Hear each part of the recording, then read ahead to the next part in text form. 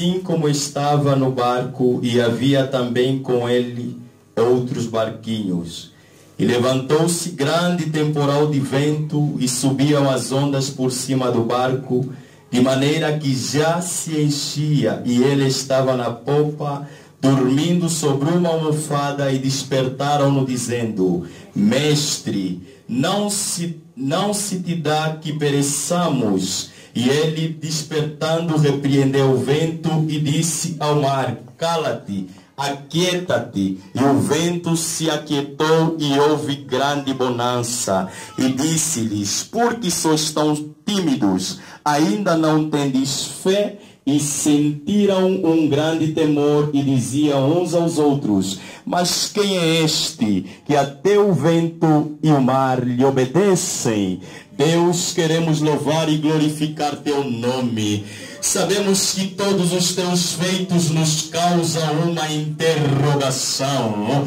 Sabemos que tu és o Deus que sempre nos deixa perplexo com o que falas, com o que fazes. Tua forma de falar nos encanta, tua forma de agir nos surpreende. Por isso queremos te louvar e te bendizer nesta noite, porque só tu és Deus e és digno de honra, digno de glória, louvor e toda adoração.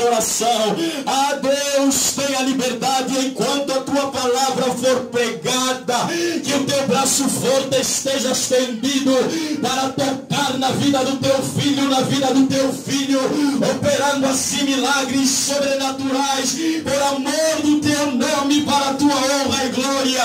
Repreendemos a ação do diabo, que sai agora em nome de Jesus. Toda ação demoníaca, que sai agora em nome de Jesus. Todo agente do inferno, que sai agora no nome de Jesus. E que somente o teu Espírito Santo possa agir e operar em nosso meio. É o que nós te pedimos, em nome de Jesus te agradecemos. Amém. E amém. Toma o teu assento. Glória a Deus. Aleluia, por gentileza. Louvado seja o nome do Senhor.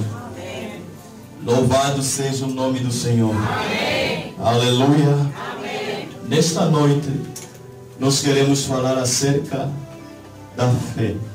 Aleluia. A Bíblia narra que sem fé é impossível agradar a Deus.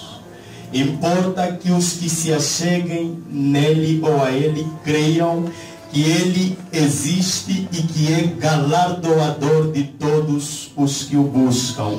Quando nós olhamos para o texto que nós acabamos de ler, a Bíblia vai narrando que certo dia Jesus estava entre a multidão, provavelmente ensinando, provavelmente curando, provavelmente pregando o Evangelho.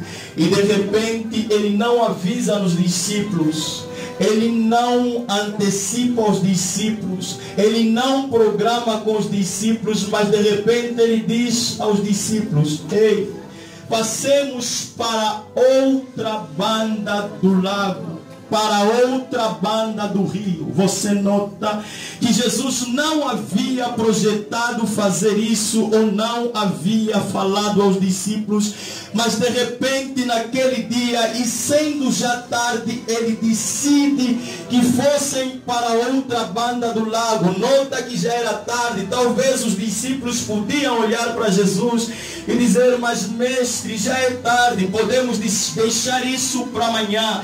Talvez eles podiam dizer ao mestre: Mas mestre, estamos cansados, por que não dar sequência ao que começamos amanhã? Mas você nota que Jesus não olha para a circunstância por já ser tarde. Todavia ele decide passar para outra banda do lago. Nota que os discípulos, sendo eles seguidores, eles não resistem à ordenança de Jesus, mesmo sem entendê-lo, mesmo sem saberem o que Jesus queria fazer do outro lado.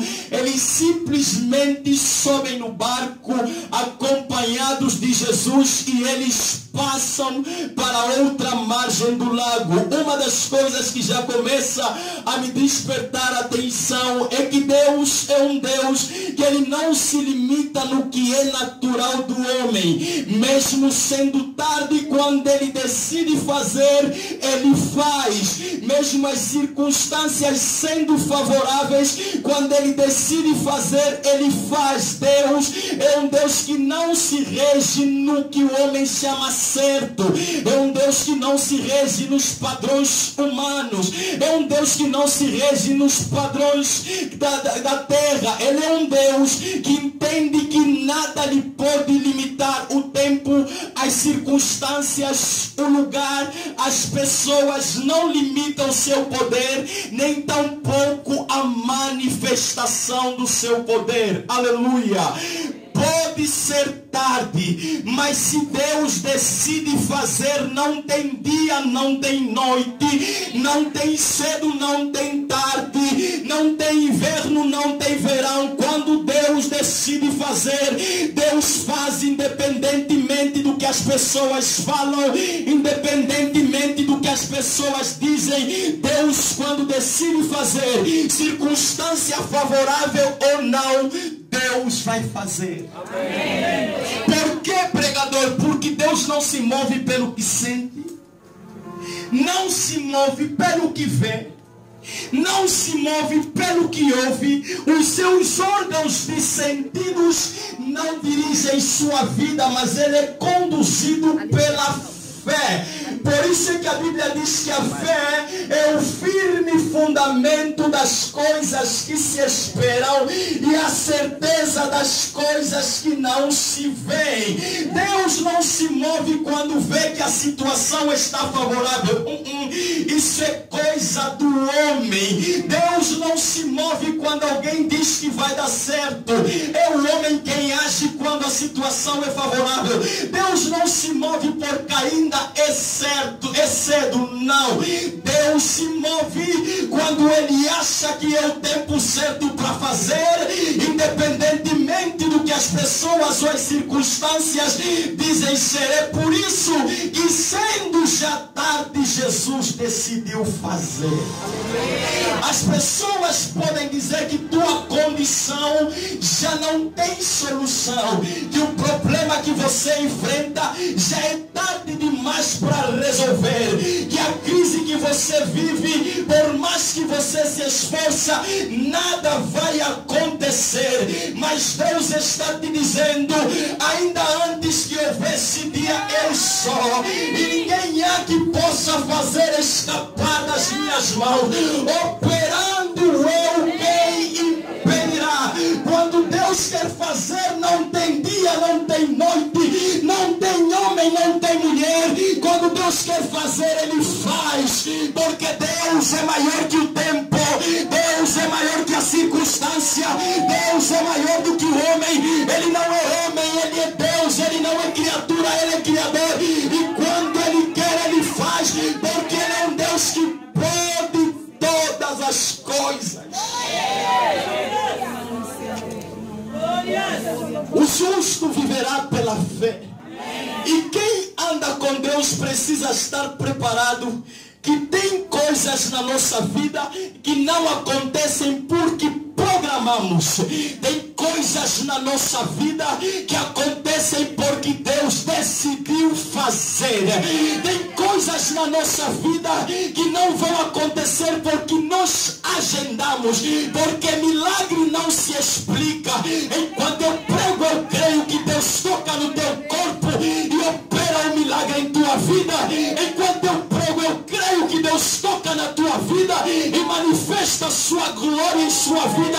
Milagre é algo que se materializa de repente. É por isso que de repente Jesus diz aos seus discípulos: passemos para outra banda do lago, porque alguma coisa eu preciso fazer do outro lado. Amém. Glória a Deus. Jesus decide fazer e os discípulos decidem obedecer. Nota que parece, mas é sinônimo um do outro na linguagem espiritual. A obediência, ela revela fé, e a fé, ela revela obediência. Quando Deus disse a Abraão lá em Gênesis 12: saia da tua casa, saia da tua terra, da tua parentela, da casa do teu pai e vai para a terra que eu te mostrarei. Nota que Abraão saiu. Ao sair, ele revela obediência, mas a Bíblia o retrata como pai da fé. Nossa fé em obediência a Deus revela que nós acreditamos em Deus. Todo crente que se prende em confiar na palavra, em confiar no que Deus diz, está obedecendo a Deus, mas ao mesmo tempo está acreditando a Deus. Pessoas que não obedecem são pessoas que não creem. Pessoas que obedecem são pessoas que creem. Abraão saia, só por ele sair, ele está dizendo que eu acredito em ti, Senhor. Ainda que não veja o lugar agora, mas só estou a sair porque quem falou é o Senhor. A Bíblia diz que os céus e a terra passarão, mas a palavra do Senhor, ela não passará, porque Deus vela pela sua palavra para fazê-la cumprir. Crentes que obedecem a Deus estão a revelar que acreditam em Deus. Amém, amém. Crentes que não obedecem a Deus estão a revelar que não acreditam em Deus. Nossa fé é manifesta quando nós obedecemos, e nossa obediência ela revela que nós temos fé. Aleluia.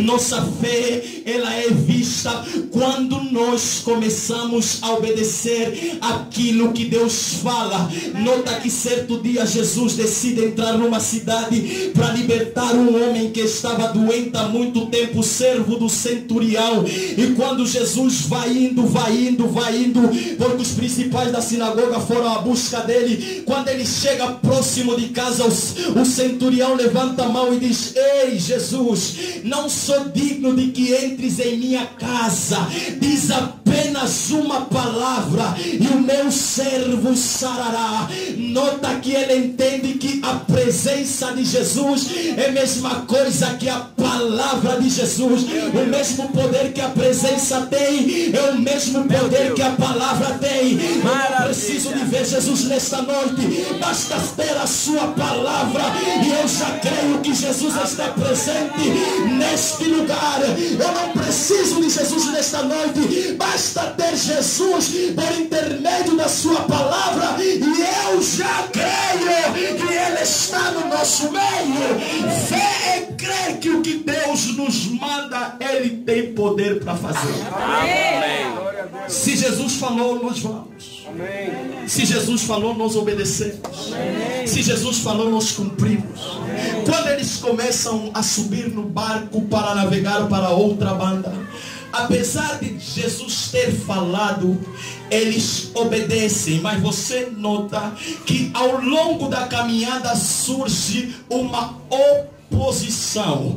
Levantou-se uma grande tempestade, levantou-se um grande temporal que agitava as águas agitavam o barco agitava os discípulos, e os discípulos agitando Jesus se levanta e ordena que aquietasse. Você vai notar algo muito estranho, é quando nós nos levantamos para ir para outra margem, que o diabo se levanta para nos impedir de chegar.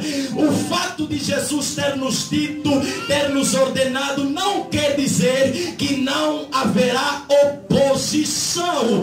Quando Deus te delega alguma coisa, o diabo sempre cria mecanismos de nos impedir a alcançar. Todavia, Deus que nos manda, Ele está no barco, caminha conosco, anda conosco, vai conosco e nunca nos abandona. À medida que eles iam indo, a tempestade se levanta. Oposição. O diabo é assim, se levanta quando você se levanta, quando você está conformado, quando você está contentado, quando você se convence com a crise que você vive, com o estado em que você está, ele permanece calmo. Mas quando você tenta se levantar para obedecer, o propósito de Deus na tua vida, ali ele se levanta para te impedir de alcançar. Estou pregando para alguém. Ao fato de Jesus ter nos prometido alguma coisa, o fato de Deus nos ter dado algumas promessas, de que nos colocaria por cima e não por baixo, por cabeça e não por cauda, que nos tornaria benditos ao entrar e ao sair, não significa que não haverá oposição. Haverá oposição diante das promessas que Deus liberou para a tua vida, mas está escrito em Tiago 4:7: resistir ao diabo e ele fugirá de vós. Resistência pode se levantar. Se Deus é quem mandou, não tem resistência que não baixa diante da vontade de Deus. Então pode crer que ainda que as situações contrárias se levantem, se Deus é quem mandou, fique calmo. Jesus está no barco, mas a tempestade veio. A presença de Jesus não é sinônimo de que os problemas não virão. A presença de Jesus é sinônimo de que quando os problemas virem, Ele vai remover os problemas da nossa vida. A tempestade até veio, mas porque Jesus estava presente, a tempestade não ficou, mas saiu. Nota que mesmo Jesus no barco, a tempestade veio. Amém. Mesmo Jesus na nossa vida, os problemas vêm. Mesmo Jesus na nossa vida, as lutas vêm. Mas a grande consolação é que tudo que vem, porque Jesus está presente, nunca vem para ficar. Pode até vir, mas não permanece, porque Jesus é maior no nosso barco. E os problemas podem vir, mas com a mesma velocidade que virem, é a mesma velocidade que Jesus dirá: aquieta-te, porque eu estou nessa vida. Aquieta-te, porque eu estou nesse barco. Aquieta-te, porque eu estou nesta casa. Aquieta-te, porque eu estou nesta família. Oh, aleluia. Quanto vale ter Jesus? O mundo sem Jesus, quando o problema vem, pensam no álcool, na droga, no suicídio. Mas quem tem Jesus, o barco pode abalar, a vida pode agitar, mas tem alguém para dizer: não se dê que morramos. Salva-nos Jesus, salva-nos Jesus. Aleluia. Nossa fé não pode estar depositada na nossa força, na nossa capacidade, na nossa suficiência. Pedro era o pescador mais destro de todos que andavam com Jesus. Porque quando Jesus precisou de moedas para pagar imposto, ele disse a Pedro: Pedro, ainda sabe pescar? Pedro disse: com certeza, mestre, é minha profissão.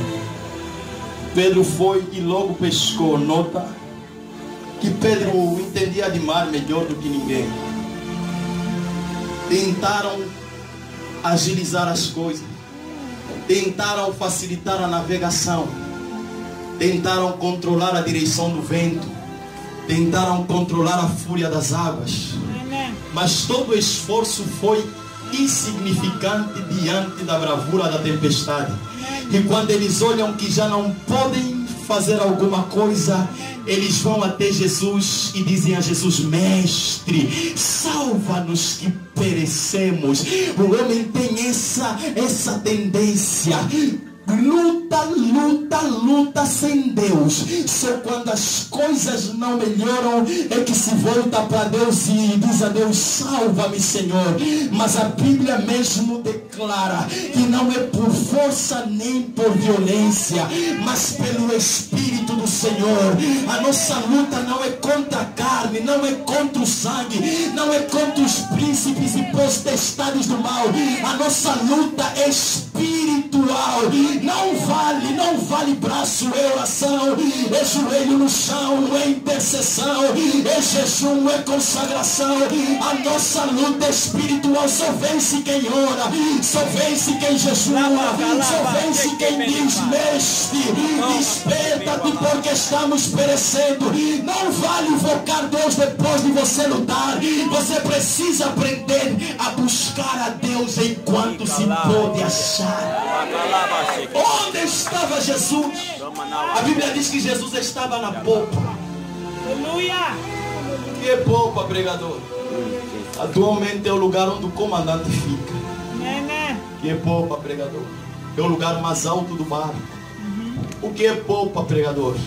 É o centro do barco que coordena as coordenadas geográficas, que vê as tempestades, os ventos, a direção de tudo.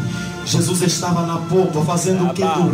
Dormindo onde? Com a cabeça por cima de uma almofada. Nota que eles deram a Jesus o comando do barco, o lugar que leva, que rege, que conduz o barco. Quando eu olho a palavra com a cabeça numa almofada, eu vejo que é conforto. E Jesus na nossa vida precisa estar em primeiro lugar, no lugar mais alto e no lugar de conforto.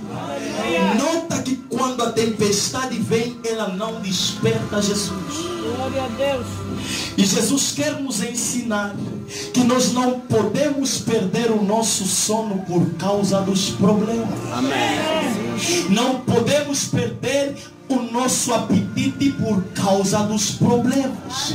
Quem tem Deus tem paz.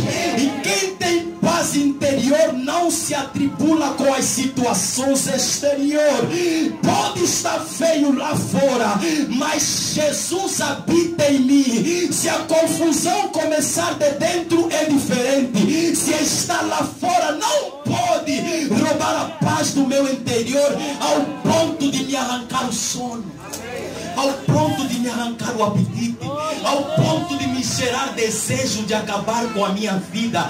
Se ventos externos nos afligem, o que será de ventos internos?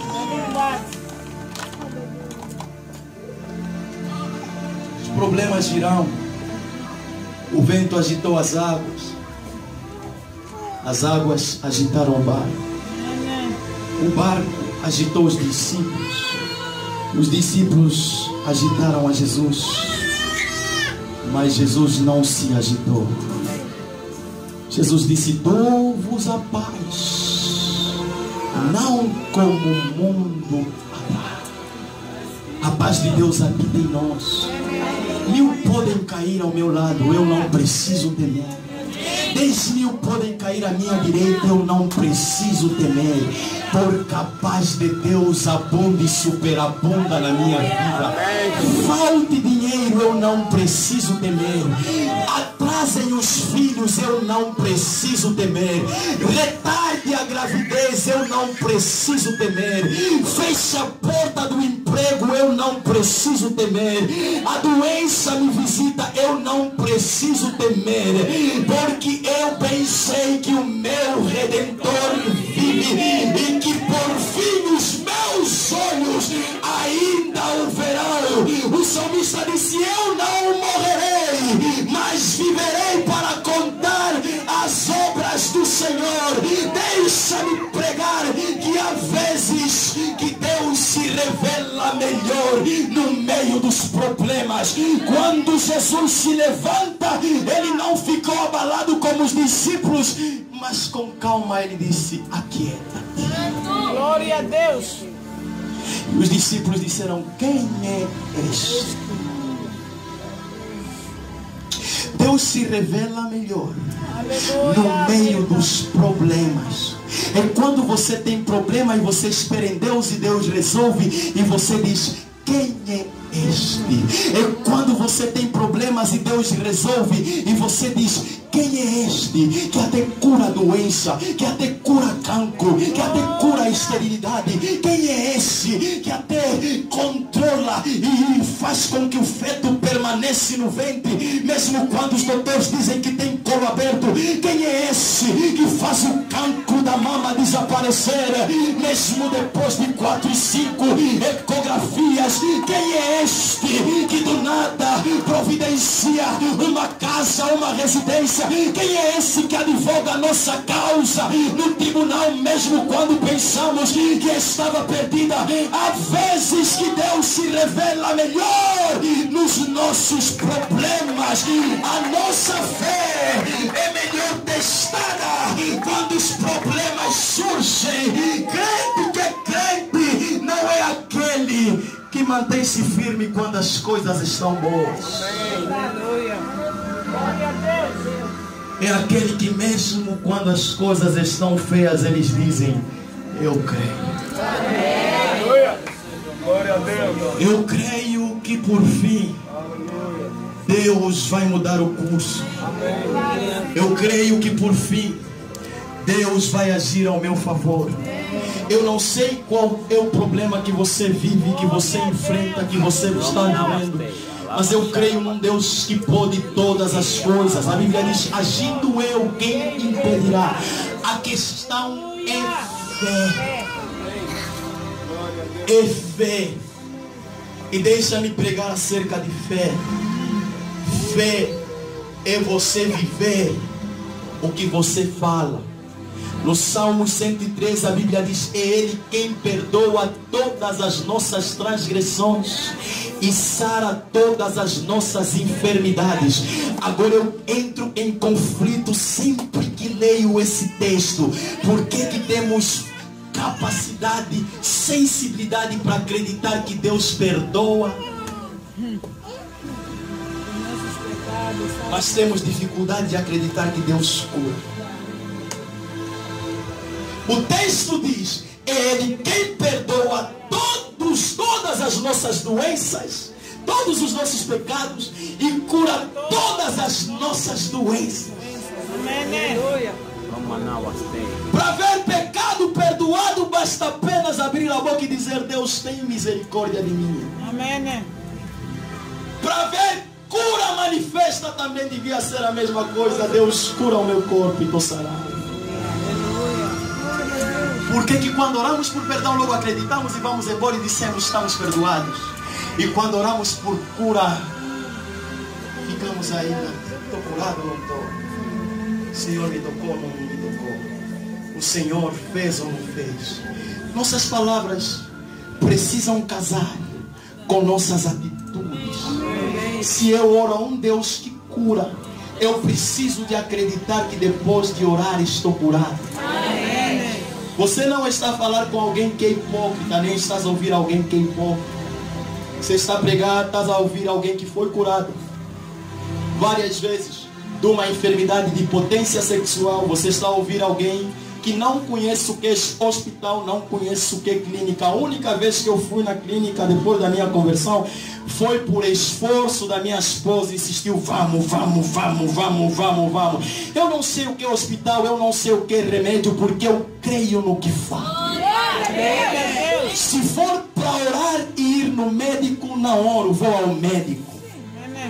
Se for para pedir Deus para abençoar o medicamento que eu tomo, não oro, tomo o medicamento.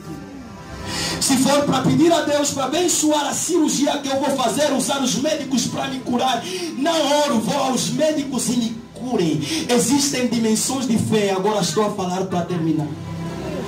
Deus olha para a mulher cananeia e mesmo tendo dito a ela, Jesus tendo dito a ela: não posso dar o pão aos cachorrinhos, ela insiste e continua a seguir a Jesus e diz: mas até das migalhas debaixo da mesa dos senhores os cães comem. E Jesus olha para a mulher e diz: grande é a tua fé, nem Israel vi tamanha fé. Tem pessoas que creem que se orarem Deus opera em suas vidas, mas tem outras que nem por isso. Jesus olha para os discípulos no barco e pergunta a eles: onde está a vossa fé? Homens de pouca fé. Tem pessoas que têm uma fé que até Jesus Jesus fica admirado. Mas tem pessoas que têm fé, que casam a mesma admiração, mas na negativa. É suposto os discípulos terem mais fé do que a mulher cananeia. Não era judia, não era israelita. Escuta. É suposto os discípulos terem mais fé do que o centurião. Era romano, não era judeu. Agora você começa a ver as coisas invertidas. Aqueles a quem se esperava fé se encontrou pouca fé. Aqueles a quem não se esperava fé se encontrou tamanha fé. Há vezes que Deus procura fé dentro da igreja e não encontra. E procura fé lá fora e consegue encontrar. E Deus fica se questionando: como é que alguém que não me conhece tem fé e alguém que me conhece tem pouca fé? Glória a Deus. Vou pregar para alguém que já recebeu consolação do ímpio. Às vezes que estamos tão baixos, tão para baixo que o ímpio vem. Deus vai te ajudar. Deus vai te ajudar. Deus vai te safar dessa. Deus vai te ajudar dessa. Nós devíamos ser a consolação dos desconsolados, mas às vezes os desconsolados nos servem de consolação. Nós devíamos ser um bálsamo para os tocados, mas às vezes os tocados nos servem de bálsamo. Onde Jesus procura achar fé, nem sempre ele encontra. Estou a pregar na igreja de Cristo. Agora vou pregar para terminar. Nota que dentro dessas duas realidades, sem fé é impossível agradar a Deus. Nossas atitudes revelam nossa fé. Dizer eu creio e não obedecer é dizer não creio. Dizer eu creio e não fazer é dizer não creio. Os discípulos, mesmo sem entender o que Jesus queria, subiram no barco e foram. E apesar de terem obedecido, a resistência se levantou. Mas quando Jesus se levanta, a resistência baixou. Se vocês lerem o capítulo a seguir, que é o capítulo 5, a Bíblia diz: e chegando eles... Tudo que Deus começa, Ele termina. Tudo que Deus nos manda, Ele vela para que se cumpra na nossa vida. Se Jesus falou, pode se levantar quem quiser se levantar, mas você vai chegar na outra banda do lago. E a Bíblia diz no capítulo 5: e chegando eles na outra banda do lago, quando eles chegam no objetivo de Jesus, aquele homem endemoniado logo veio e disse a Jesus, prostrando-se e adorando, disse-lhe: por que me perturbas? Porque vens antes do tempo. Nota que para aquele homem o tempo já havia passado, porque foi muito tempo de opressão. Mas para o diabo, Jesus veio antes do tempo. Para Jesus, no começo do texto, a Bíblia vai dizendo que, sendo já tarde, era tão urgente que mesmo estão a dizer: vieste nos expulsar antes do tempo. O diabo sempre vai achar que o tempo de domínio dele na tua vida é pouco, quando você acha que já foi demais, e quando Deus determina que chegou o tempo do reinado do diabo na nossa vida, o diabo não te larga, por mais que você se esforce. Mas tem um Deus que não te deixa quando vê que você se esforça. E Deus tem poder para nos arrancar das garras do diabo. Deixa ministrar para terminar. Jesus estava no meio de uma multidão, mas ele decide sair por causa de uma única pessoa. Amém. Glória a Deus. Por que, pregador? Porque você nota que aquele homem estava tão impedido, tão abandonado, tão desprezado, tão rejeitado, desacreditado, Mas Jesus deixou a multidão e foi ao encontro daquele homem.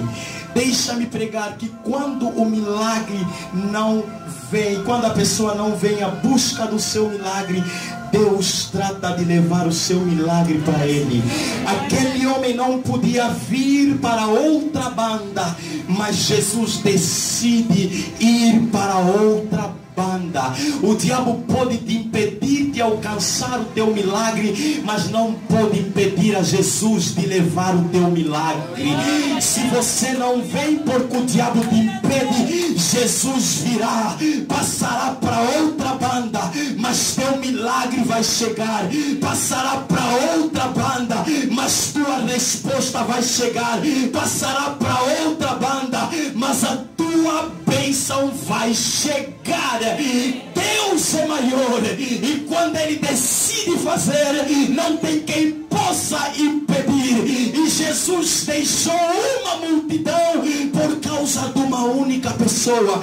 Quando você vem para a igreja, não olhe para a soma de pessoas, olhe para você e Deus vai olhar para você e Ele. A multidão pode ser grande, mas Deus não trata com multidão, Deus trata com pessoas individuais. E nós precisamos nos achegar a Deus com essa firmeza. Deus, eu não estou indo para ver pessoas, eu estou indo à busca da tua presença. Eu não estou indo por causa da multidão que foi para aquele lugar, eu estou indo para te buscar. O preço que Jesus pagou na cruz, você não tem que ver como um preço coletivo, mas ver como um preço individual. Todo aquele que vê os benefícios de Deus de forma individual, ele vê um benefício maior do que aquele que vê os benefícios de forma coletiva. Jesus não fez por todos nós, Jesus fez por mim. Jesus não fez por todos nós, Jesus fez por ti. Jesus não foi para outra banda por causa da multidão, Jesus foi por causa daquele homem. E você precisa entender o que Deus pode fazer só para te dar vitória. O que Deus pode fazer só para te tirar da crise. O que Deus pode fazer só para te tirar dos problemas, dos apertos, da rejeição, da humilhação. Deus é um Deus que acredita em nós, mesmo quando todos deixam de acreditar em nós. E nós precisamos de acreditar em Deus, mesmo quando as situações pioram na nossa vida. Quantos creem que Deus está aqui? Quantos creem que Deus está aqui? Quantos creem que Deus é poderoso para fazer? Eu quero que Deus injete no teu espírito uma fé inabalável. Eu quero que Deus coloque em teu espírito uma fé inabalável. Uma fé que crê em Jesus mais do que nos médicos. Uma fé que crê em Jesus mais do que os medicamentos.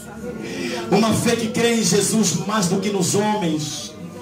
Uma fé que crê em Jesus mais do que na resposta humana. Quero que você fique em pé no lugar em que você se encontra.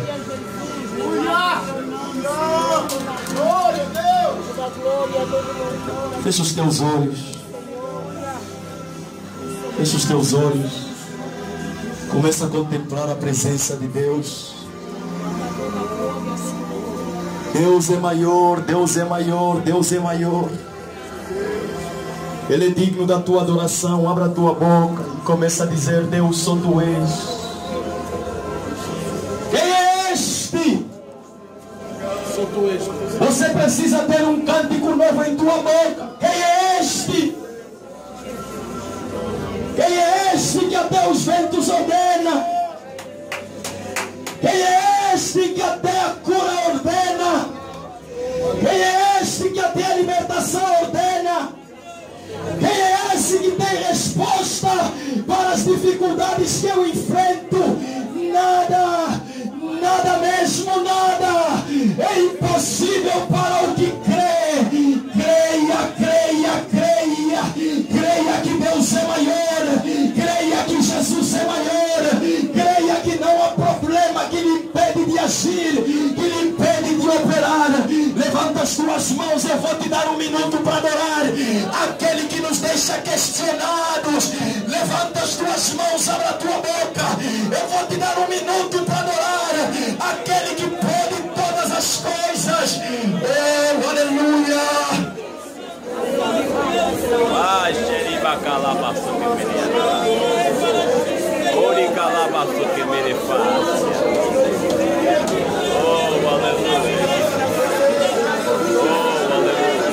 Quem é esse? Quem é esse?